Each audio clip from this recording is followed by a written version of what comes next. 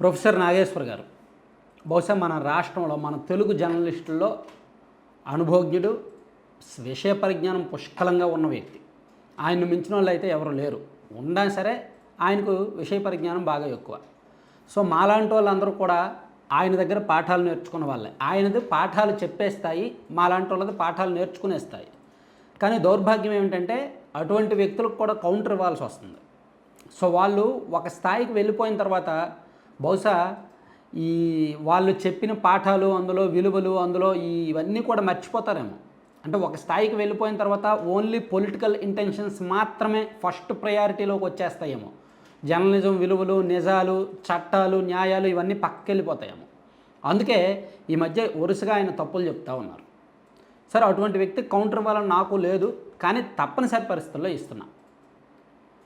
మనం అంటే ఆ స్థాయిలో ఉన్నవాళ్ళు ఏదైనా వీడియో చేశారంటే ఎదుటి వ్యక్తి కౌంటర్ కూడా ఇవ్వకూడదు, అసలు ఇచ్చే ఆలోచన కూడా చేయకూడదు. కౌంటర్ ఇవ్వలేని వాళ్ళు పర్సనల్గా వ్యక్తిత్వ హననానికి పాల్పడతారు, పర్సనల్ కామెంట్స్ చేస్తారు.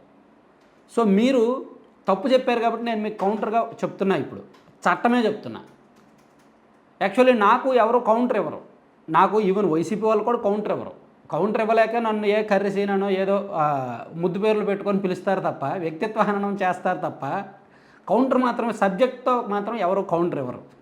సో ఇక్కడ కూడా జర్నలిస్టు ఆయన ప్రొఫెసర్ నాగేశ్వర్ గారు చెప్పిన తప్పు ఏంటంటే, ప్రతిపక్ష హోదా మీద జగన్మోహన్ రెడ్డి గారు స్పీకర్ గారికి రాసిన లేఖలో ఒక అంశాన్ని ఆయన ఉటంకించారు. జగన్మోహన్ రెడ్డి గారు ఏదైతే అంశాన్ని ప్రస్తావించారో అదే అంశాన్ని ప్రొఫెసర్ నాగేశ్వర్ గారు లేవనెత్తి విశ్లేషించి ప్రతిపక్ష హోదా ఇవ్వాలి అనేటట్టు మాట్లాడారు. అంత పెద్ద మేధావి, అంత అనుభవజ్ఞుడు ఇంత తప్పు చెప్తే ఎలా? ఆయన చెప్పింది ఏ చట్టం అంటే, Andhra Pradesh payment of salaries and pension and removal of disqualification act 1953 చట్టం ఆయన ఉటంకించుతూ చెప్పారు. కానీ ఒక అంశం మీద, అంటే ప్రధాన ప్రతిపక్షం లేదా లీడర్ ఆఫ్ ద అపోజిషన్ లేదా వాళ్ళ శాలరీలు, వాళ్ళ ఎలివెన్స్లు, వాళ్ళ సౌకర్యాలు, ప్రోటోకాలు, ఈ అంశాల మీద ఏదైనా సరే ఒక అంశం మీద కేంద్రం స్థాయిలో పార్లమెంట్లోనూ రాష్ట్ర స్థాయిలో అసెంబ్లీలోనూ చట్టాలు చేసినా లేదా బిల్లులు చేసినా అది కేంద్రం తీసుకొచ్చిందే దేశమంతా అమలు చేస్తారు, రాష్ట్రం తీసుకొచ్చింది పక్కకి వెళ్ళిపోద్ది. మళ్ళీ చెప్తున్నా, ఒక అంశం మీద, ఒకే అంశం మీద, ఒకే సబ్జెక్ట్ మీద ఇటు రాష్ట్రంలోనూ అటు కేంద్రంలోనూ చట్టాలు చేస్తే రాష్ట్రంలో అసెంబ్లీలో తీసుకెళ్ళింది పక్కన పెట్టి కేంద్రానిదే ఆమోదిస్తారు, అదే పరిగణనలోకి తీసుకుంటారు. నేను కొన్ని ఉదాహరణలు కూడా చెప్తా. ఈయన చెప్పిన చట్టం ఉంది, 1953లో వచ్చింది. కానీ ఇంకో చట్టం కూడా ఉంది, 1977లో పార్లమెంట్లో చేశారు. As per the salary and allowances of the leader of opposition in parliament act 1977, 1977లో కాంగ్రెస్ పార్టీ కేంద్రంలో ఓడిపోయి అధికారం కోల్పోయిన తర్వాత ఇందిరాగాంధీ గారికి రావాల్సిన ప్రతిపక్ష హోదా ప్లస్ ఆమెకు రావాల్సిన ప్రోటోకాలు, వ్యవహారాలు, శాలరీలు, ఎలివెన్స్లకు సంబంధించి పార్లమెంటులో, లోక్సభలో చర్చించి ఒక చట్టం చేశారు. అది 1977లో. సో అది దేశవ్యాప్తంగా దాన్నే పరిగణలోకి తీసుకుంటారు. సో ప్రధాన ప్రతిపక్ష హోదాకు సంబంధించి అందులో కొన్ని పాయింట్లు మెన్షన్ చేశారు. సో ఇప్పుడు రాజ్యాంగం అనేది మనకి తండ్రి, లోక్సభ అనేది పెద్ద, కుటుంబ పెద్ద, అంటే పెద్ద కొడుకు, అసెంబ్లీ అనేది చిన్న కొడుకు. రాజ్యాంగంలో ప్రతిపక్ష హోదాకు సంబంధించి ఏమీ మెన్షన్ చేయలేదు అనుకుందాం. రాజ్యాంగం అంటే తండ్రి ఏమీ చెప్పలేదు అనుకుందాం. సో ఇప్పుడు పెద్ద కొడుకుదే కదా పాత్ర.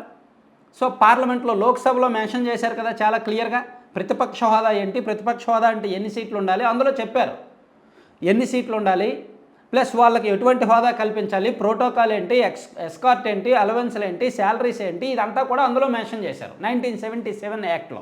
కానీ ఈయన ఆ చట్టం గురించి చెప్పట్లా. ఆ చట్టం గురించి చెప్పకుండా 1953లో వచ్చిన చట్టాన్ని మాత్రమే చెప్తున్నారు. అది తప్పు. జగన్మోహన్ రెడ్డి గారు రాసిన లేఖనే పట్టుకొని మేము దానిలో పాయింట్లు మాత్రమే వెతికి విశ్లేషిస్తాము అంటే మీ మేధావితనం, మీ తెలివితేటలు, మీ అనుభవం ఎందుకు? సో ఇక్కడ మనం మాట్లాడుకోవాల్సింది ఒకటి, నేను 2 పాయింట్లు చెప్పదలుచుకున్నా. ఎక్కడా స్పష్టంగా లేకపోతే స్పీకర్ నిర్ణయం అంతిమం కదా. ఎక్కడా కూడా స్పష్టంగా లేదని అనుకుందాం. 10% సీట్లుంటేనే ప్రతిపక్ష హోదా ఇవ్వాలి, లేకపోతే ప్రతిపక్ష హోదా అనేది లేదు అనేది ఎక్కడా లేనప్పుడు స్పీకర్ నిర్ణయం అంతిమ నిర్ణయం అవుద్ది. 1977లో చేసిన చట్టంలో కూడా స్పీకర్దే అంతిమ నిర్ణయం. అలాగే అక్కడ సుప్రీంకోర్టు జడ్జిమెంట్లు కూడా కొన్ని నాగేశ్వర గారు ప్రస్తావించారు. నేను కూడా కొన్ని సుప్రీంకోర్టు జడ్జిమెంట్లు చెప్తా. 2014, 2019 లోక్సభలో కాంగ్రెస్ పార్టీకి second highest party Congress, BJP తర్వాత.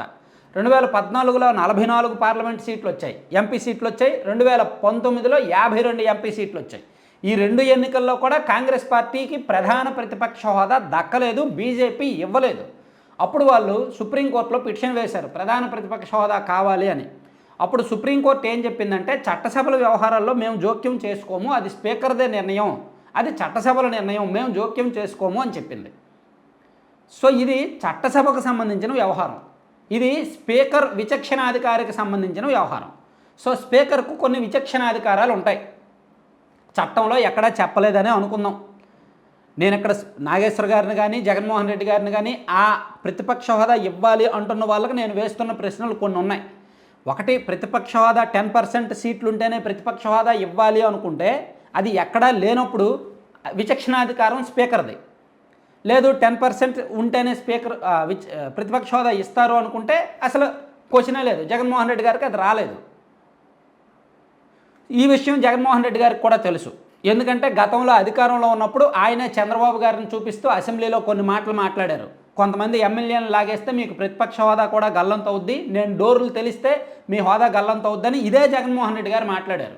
మరి ఇదే జగన్మోహన్ రెడ్డి గారు అప్పుడు మాట్లాడినప్పుడు అప్పుడు ఆయనకి ఈ చట్టం గుర్తుకు రాలేదా? అప్పుడు ఈ ప్రొఫెసర్ నాగేశ్వర్ గారు అప్పుడు చెప్పొచ్చుగా ఈ పాయింట్, అప్పుడు ఎందుకు చెప్పలా? సో ఒక వ్యక్తి తప్పుకు దొరికినప్పుడు ఆ తప్పుని తప్పు అని చెప్పగలగడమే జర్నలిజం. లేదు దాన్ని కవర్ చేస్తూ చెప్పాలి అనుకుంటున్నప్పుడు చట్టాలు, పాయింట్లు, నిజాయితీలు ఇవన్నీ పక్కన పెట్టేసి ఇదిగో నేను ఈ పార్టీకి ఫేవర్గా ఉండాలనుకుంటున్నాను, సో ఈ పార్టీ అభిమానులు అందరూ ఉండండి, మిగిలిన వాళ్ళు వెళ్ళిపోండి అని చెప్పేయచ్చు.